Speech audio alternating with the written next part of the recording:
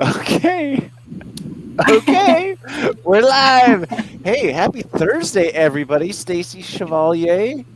Good to see you. What's Happy going on? Thursday. Happy Yeah, Thursday. It's 10 a.m.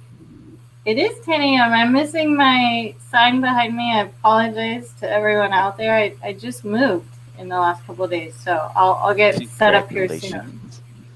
Well Yeah, thank done. you. So, Yep, one of the crazy you ones moving in this market. not only moving in this market, but you guys were able to get a house under contract. So that's extra crazy. Yeah, yeah, So, very cool. well done. Yeah, Well done. what's going Woo! on? Hey, we have a great show in store for everybody today. Uh, Inspired by our last journey over the past year and a little bit, right? I want to say 2 months. Um, but we're going to talk about just getting started on video. Lots of people are still hesitant about that. But before we jump into today's awesome show, we got to talk about something. Interest My rates. favorite topic. Your favorite. Only because you're winning right now. So, And it's just what we do every day. I love interest rates. Well, you have to when you do what we do. yeah, rates dropped down. One of the most significant downturns in a week over week basis here this past week. The markets have stayed. I want to be careful how I phrase this because I want to say they stayed strong relative to low interest rates, but they've are mixed emotion as we saw earlier in the week with a big sell-off on Wall Street, which was then recovered, the 10-year Treasury taking a dump. So, you mentioned it right before we went live, Stacy, that it looks like COVID is on the rise again. Yeah. So, spooking the markets, which is causing the drop, and it's possible we just don't know, right? We can't predict the future of what's going to happen, but if things continue and variants happen and the world is not fully open, even if we're partially open or trying to open, it's going to have an impact, and I believe it will keep our interest rates low. Yep, absolutely. Bad economic news is good for mortgage interest rates as far as them going down. So, uncertainty remains. Here we go. But it's a good reminder for people who even that refied maybe last year, 12, 14, 16 months ago. You may want to reach out to your loan officer, or hopefully they're reaching out to you. But it is possible that rates are even lower than when you last refinanced. Yeah, and that's a great point because not only have rates continued to tick back down, I want to bring this back in really quick. So the last time rates were really low was December, right? So they hit the trough in December. If we look here, we're not that far away from this trough that we had in December, which was just under 2.75. Here, let me see if I can make this just a tad bit bigger. You glitched for just a second. So what happened in December? Were you going to say that was the lowest rate? Yeah. So we troughed out in December at 2.62565, right? So we're very close to 2.65. We're at 2.78, but there's one big difference between December and now. FHFA Christmas. This past week. Hold on, let me see which week that was in December. Yeah, Christmas. Christmas was in there. Good job. Good job. I was like, wait, was it Christmas week? It was the Christmas New Year's week. But one big difference between then and now is, if you guys all remember, back in spring of 2020, the FHFA, which is the governing body of Fannie Mae and Freddie Mac, said, hey, we're going into an adverse market. We don't know which way this is going to go, up, down, or sideways. So for every single refinance out there, we're going to add a 0.5%, a half a point interest. Hold on, let me turn off my email. I forget to do this, folks, and then we get emails popping up in our video here.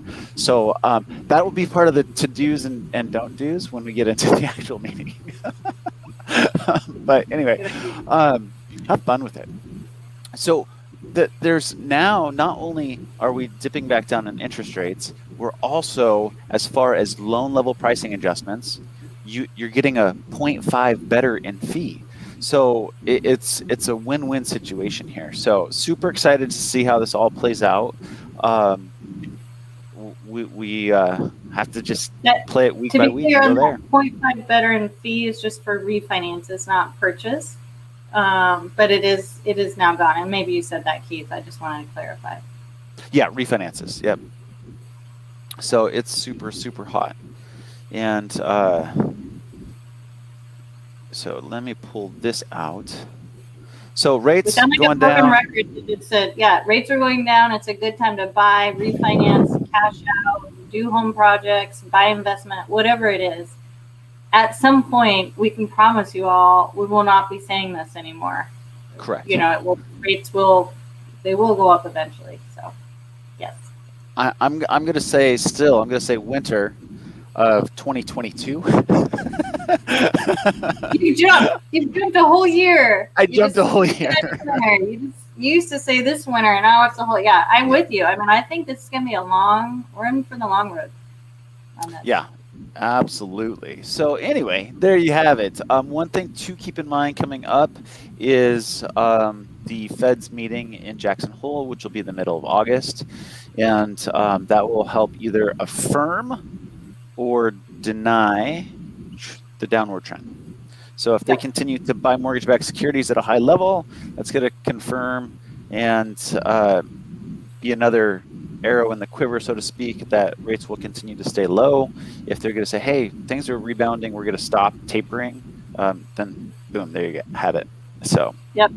I just want to add one more thing since we're talking about rates, and we can do a whole different show on this topic. But if you are buying a home cash, I think about 30% of all homes right now are being bought with cash. In our market, I think it's 25%, but nationally 30%. If you're in that position and you want that cash to be doing something else, also please reach out to your loan company or whoever you trust, because there is a way to do delayed financing and different ways to get those funds back into your pocket or to your investment accounts. So, yes. Yep, absolutely. Fun. I love talking rates. But what are we going to? Does this include all states? I think the question here, Patty, is what includes all states? Can you clarify that question? I'd like to answer it. I do want to go back really quick while Patty's updating her question.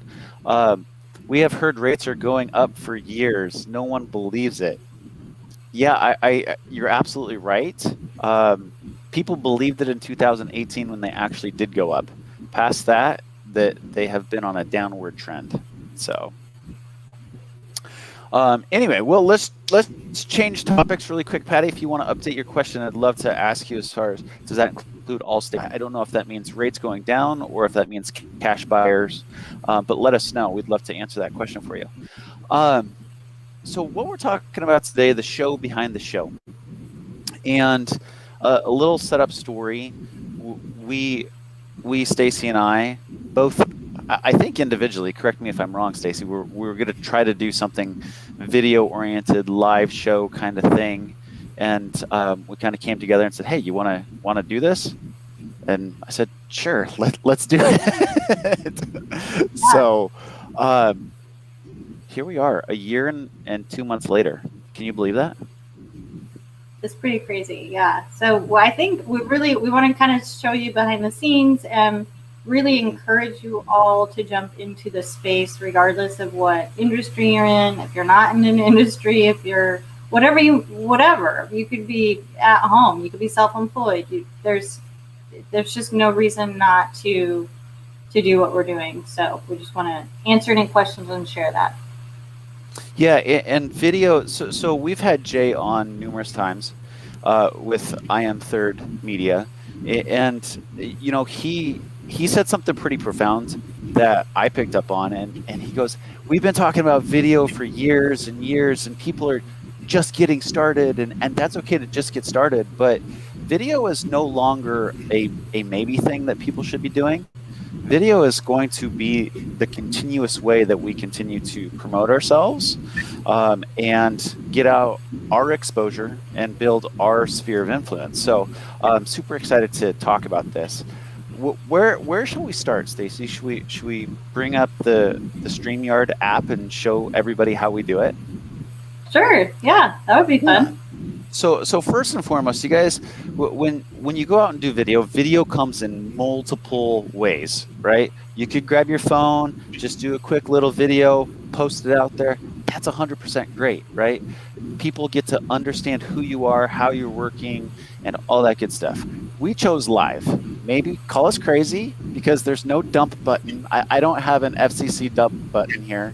If we drop a 4-letter word, everybody's gonna hear it, right? So we said, hey, let's do it. Let's do a streaming video weekly show. All right. So number one, what we did is we put it on our calendars. Did we not? We pulled up our calendar, said, Stacy, when are you available for 45 minutes? When am I available for 45 minutes? And it happened to work out that Thursday mornings at 10 a.m. are when we can go live, right? It generally works out, and we've learned what works and what doesn't. Life happens, and so one thing we did, we never changed the time, right? But like one time I was driving for like 38 hours, and so we tried to do the show in a car. You can go back and look at our YouTube. It was a failure in all senses. It was horrible. I didn't even know how to turn myself off to get out of it. It was so bad. But so I would say there's probably a way to do it. Keith and I have not learned that yet. Yeah, that was a fun one. That was a market update that we were getting with Matthew Gardner, Windemere's chief economist. And I think what was happening, because I looked back at the show that we did, was it 2 weeks ago when I was on the golf course? Mm-hmm. I think it was because you were moving so rapidly from cell phone tower to cell phone tower that you didn't have seamless overlapping coverage. So definitely if you're traveling fast in a car, it's probably not the most advantageous way to do a streaming video. Yeah, anyway. And I didn't have a hotspot at the time. Now I do, so maybe it would work. We'll have to test it. There you go. So we put it on the calendar, then we said, hey, we're going to go live. And we were looking for a platform to go live on. So we're like, hey, what are we going to do? So what we decided is we looked at a couple of them and we got turned on to and advised to use a video streaming service, online service called StreamYard. So what you guys are seeing right now is actually the backstage. So Keegan, you're live. So because you're backstage, here we're gonna pull Keegan in, and you always have to have a awesome production assistant. So Keegan talks to you guys. Very with the fan blowing. But so yeah, keep it above boards because we have the background. I'm gonna keep you in here because that's important. So Keegan's here. So as you guys can see, here we are in StreamYard. I can see the whole setup. We can bring people in and out of the StreamYard. People around. Well, I threw myself out while I was talking. Maybe I shouldn't do that. But over here, we get everybody's comments, conversations. Like Patty, we can bring Patty up. Peter says it's a great show, guys. Thank you. 2 thumbs up to you. So over here's your control dashboard. You can comment to people. Hope you. Boom. Send a message to everybody. So the cool thing about StreamYard and why we chose StreamYard is up at the top you can see where we're streaming to. We're streaming to 3 Facebook channels. We're streaming to Stacy's LinkedIn. I should probably get my LinkedIn in there anyway. And then 2 YouTube channels. So it's multi-platform capable and integrated to allow you to not just stream to one place. A lot of folks ask, hey, why don't I just stream on Facebook? Because Facebook, I could go live there. If that's what feels comfortable and that's where your people are, do it. You know, whether you want to do multi-platform streaming or you just want to do mono streaming, completely up to you. What I just say is get her done, make it happen. It's such a powerful thing. And StreamYard, I would say, is very simple. There's definitely more. For sure. There are systems that do a lot more. If you're high level, is that the right term? If Keith and I were babies with this. We were just trying. We just started because if we didn't just jump, we would have never jumped. So StreamYard is simple and easy. There's OBS. There's all sorts of different systems that we're aware of and know about. But for us, this is the easiest system to use. Yeah, absolutely. It's a keep it simple, stupid mentality that we took because, you know, we do mortgages. We love to talk about mortgage, real estate related topics, bringing guests and what have you. We are not necessarily the best when it comes to editing videos or audio tracks, what have you. And the spirit of the show was not to be a highly produced show. It was to bring on awesome guests that could help clients, help real estate professionals, help anybody in general in the mortgage industry and real estate industry succeed in their business. So super, super powerful stuff to just be simple and effective. So that's a very good point. Keegan, what did you learn?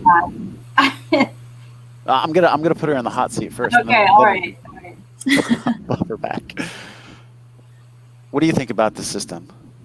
Oh, I think it's super easy to use. I mean, if you guys can figure it out, most people I'm sure can. Thank you, Keegan. And so true. Yeah. So, right on. Well, and just know that we appreciate Keegan, and if you see a comment that's in the chat, it's typically from Keegan.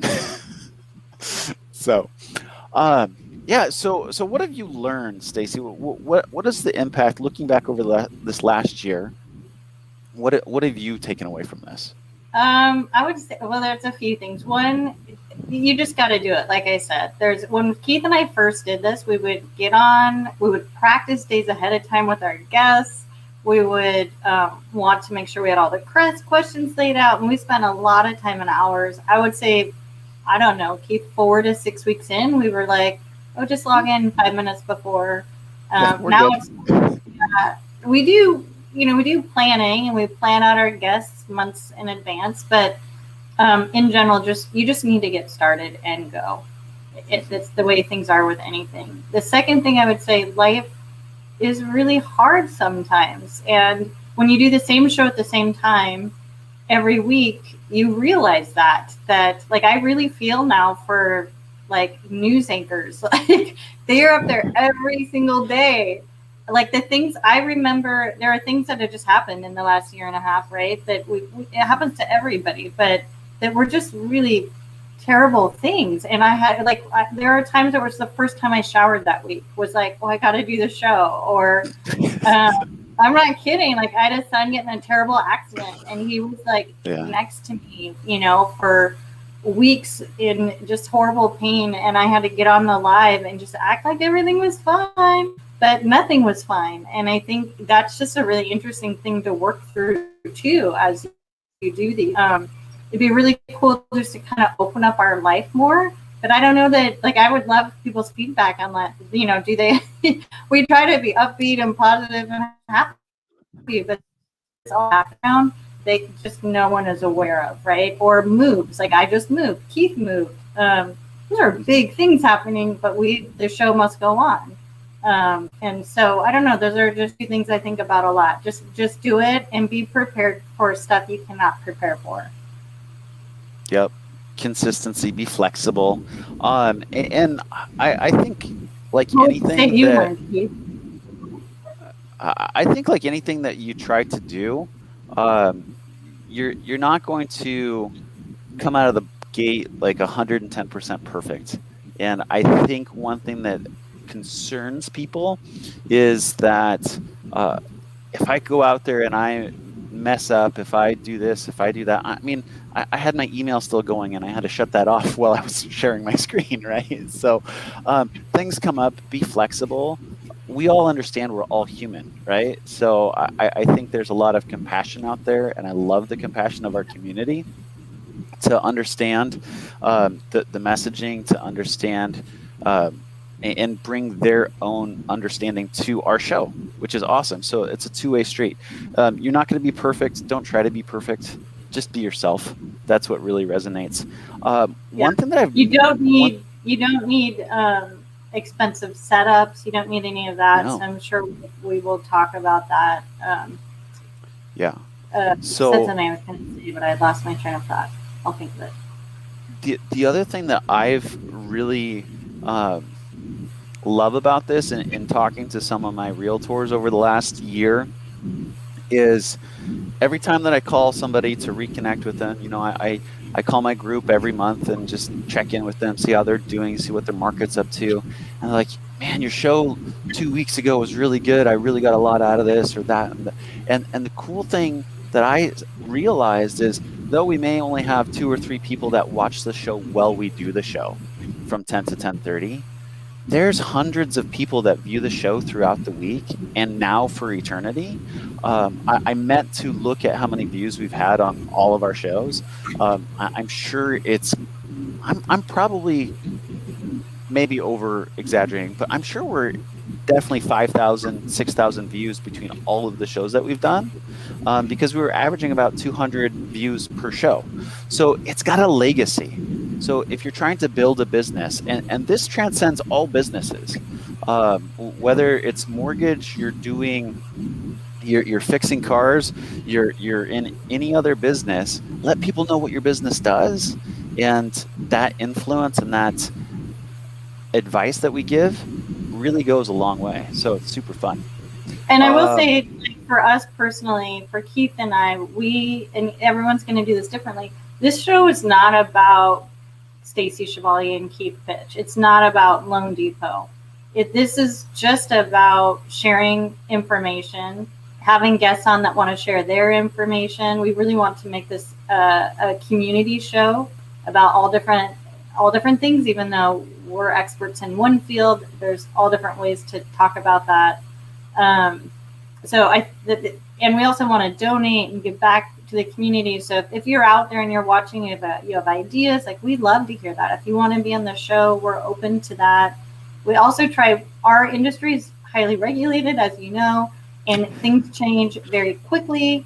And especially the last year and a half has, you know, as we've talked about, has changed a lot. So we try to direct you to resources that will update themselves over time. So when you do go back and watch our show, if we had said from day one, the forbearance rule is X, that's really bad, because that forbearance guideline changed, maybe 24 times in a 3-month period.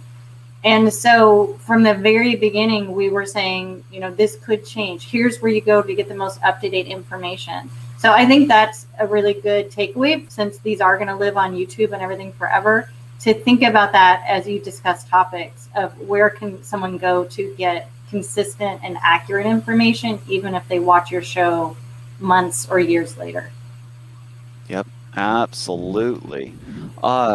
You know, it's increased my exposure, but the other thing too, our guests, it's increased their exposure, right?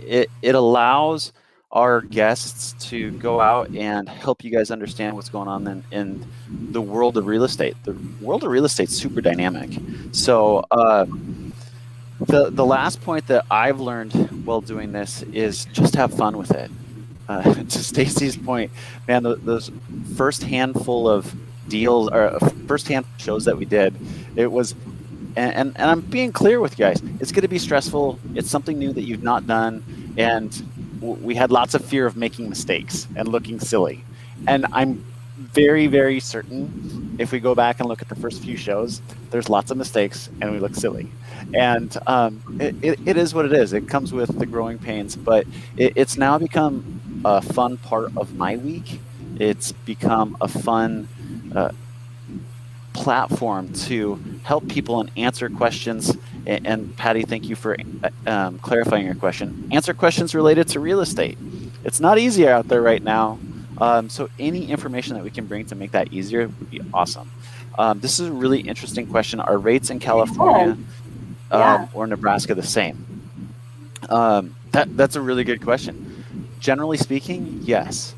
Where rates will differ is going to be on what type of loan that you're getting, right? So if we take a regular conventional Fannie Mae Freddie Mac, you're going to see a very similar rate in California as you do in Nebraska. If you look at the conventional versus an FHA, obviously you're not comparing an apple to an apple, so it's going to be different, right? The Freddie Mac survey that we talk about every week, that Freddie Mac survey is a nationwide survey. So they go coast to coast and they average it out, and that's the numbers that we use. So, yeah, but I will add to that, it's not, even though they're close, like I used to work at a bank, not a non-bank, and there we did have different pricing by regions, by states. Different markets had different pricing. So companies don't generally come out, in my experience, and say, here's the rate for everywhere. You could have different pockets. So if you're buying in multiple states, you can either find a lender like Keith that's licensed in multiple states. You can go to a bank that's licensed in multiple states. But definitely go to someone who knows that state well. So in Keith's, at our company, Keith has to determine where he wants to lend and get very specific licensing per state. So he understands every state and the requirements. When I used to work at a licensed bank, yes. You're licensed in, yeah. When I was at a bank, we were just automatically licensed in every state, even if we didn't know anything about that state or the lending. There's different documents and lending rules for every state. So not that they can't do the financing and do it well, for sure. They just don't have the same licensing education that someone like Keith Pitch would have in different states. But great question. I've never had someone ask that. Yep, that's a good question. Yeah. And you're welcome. Absolutely. Yeah. So that's the big takeaway for me. I don't think. Oh wow! I can't believe we're already to 26 minutes. I was like, we don't need to belabor this any longer. but we're already I want to there. see your setup. I want people to see that you don't need. When I started, actually, I had lights. Like I bought a light system. Mm-hmm. I was like, we have to have all this stuff.